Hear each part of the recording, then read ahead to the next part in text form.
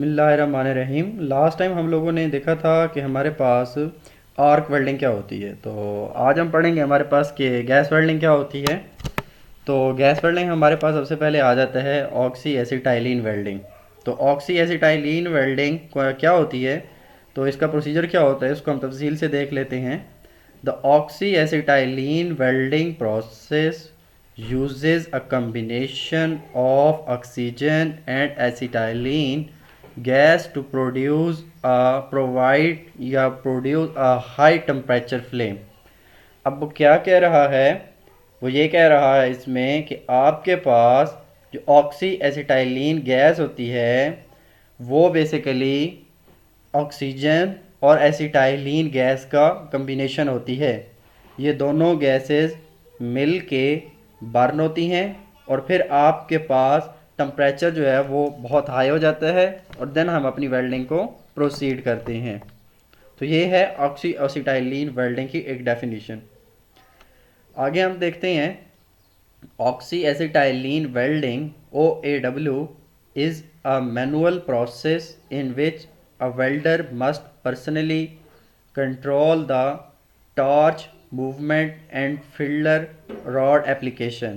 इसमें वो ये कहता है आपके पास कि ऑक्सी एसिटाइलिन वेल्डिंग जो है उसमें आपके पास जो वेल्डर है वो मैनुअली मतलब कि वो हाथ के ज़रिए अपना रॉड भी साथ में पकड़ेगा और साथ में वेल्डिंग टॉर्च को भी पकड़ेगा, मीन कि जिससे वो उसने हीट लेनी है, क्योंकि एक तरफ से उसके पास हीट आएगी, साथ में उसने क्या करना है फिलर रॉड को पकड़ना है। जैसे जैसे फिलर रॉड मेल्ट होगा वैसे वैसे उसने क्या होगी उसकी वेल्डिंग परफॉर्म होगी।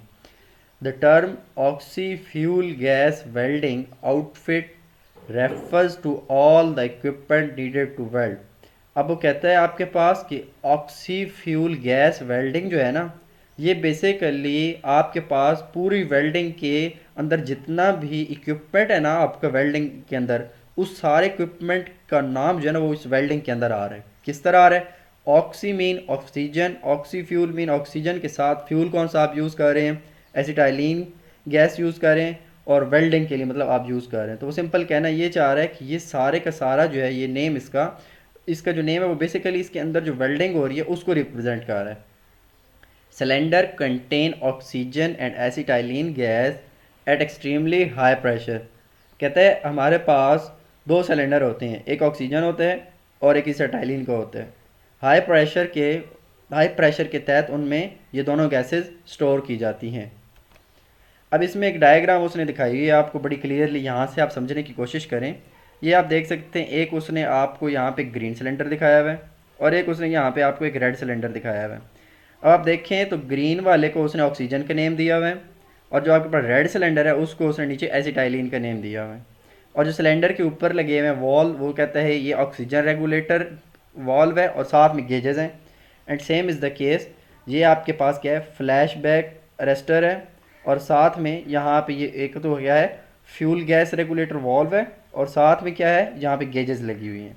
अब वॉल्व का काम तो आपके पास कंट्रोल करना होता है बेसिकली कि आपके पास कितनी मैंने बाहर गैस को मतलब आउटफ्लो करना है।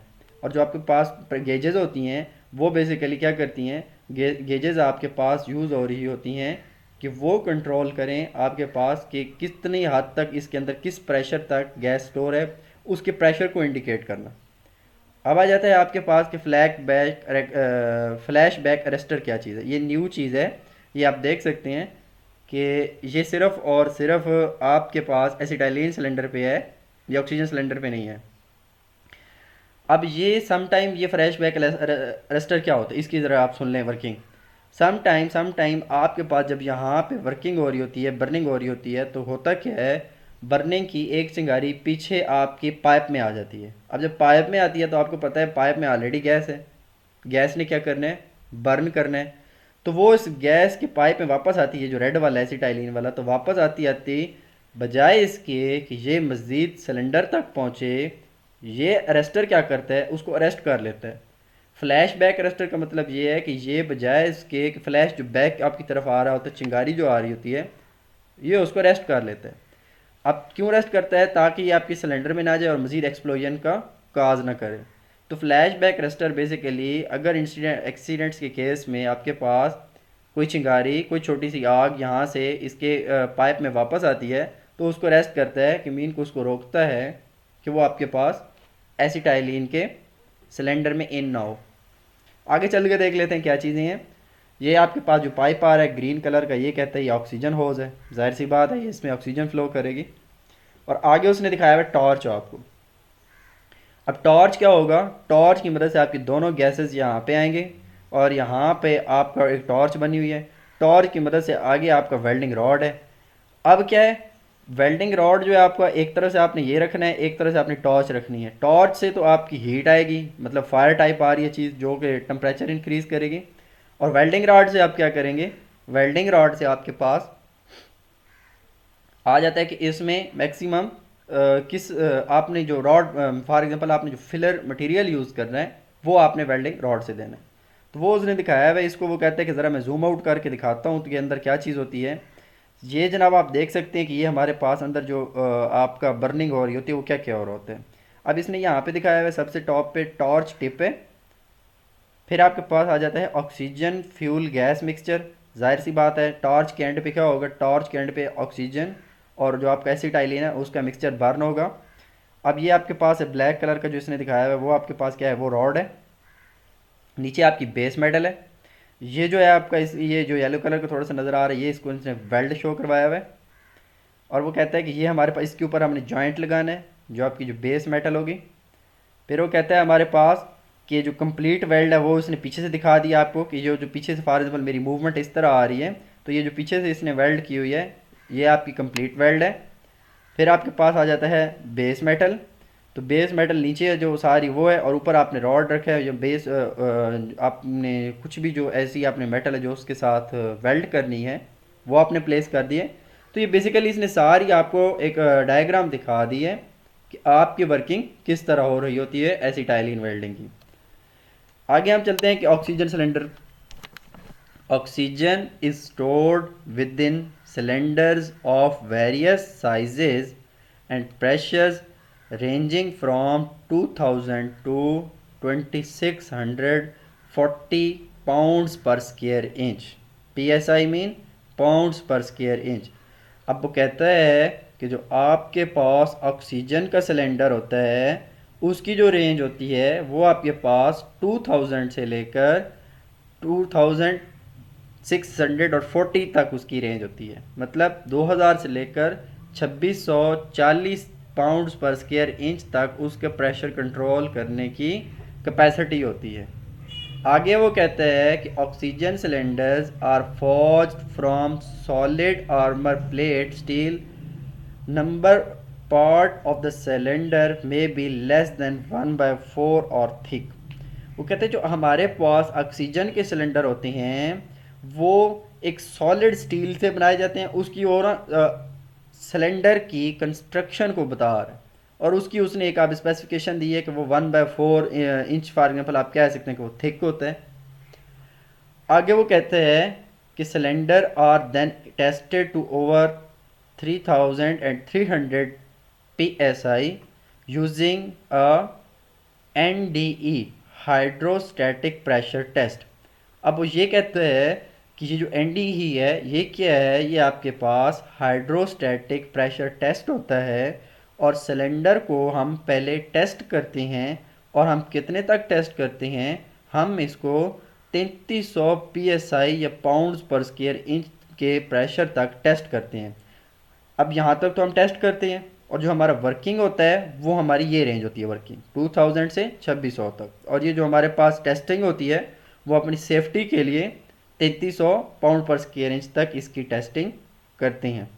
आगे आते हैं हमारे पास cylinder are regularly retested using hydrostatic test while in service. वो कहते हैं कि जब सिलेंडर आपके जब तक यूज़ हो रहे होते हैं तब तक इनको हम with the passage of time for example after 1 month, after 2 month हम इनको टेस्ट करते रहते हैं कि इनकी प्रेशर हैंडलिंग कैपेसिटी कितनी है। Cylinder are regularly chemically clean and annealed to reveal job site stress created by handling। वो कहते हैं ये उसने दो आपको बेसिकली प्रोसेस बताए हैं। अनील्ड जो प्रोसेस है ये तो हीट ट्रीटमेंट का होता है, और जो केमिकल यूज़ करते हैं ये उसने वैसे ही उसकी क्लीनिंग के लिए बताया।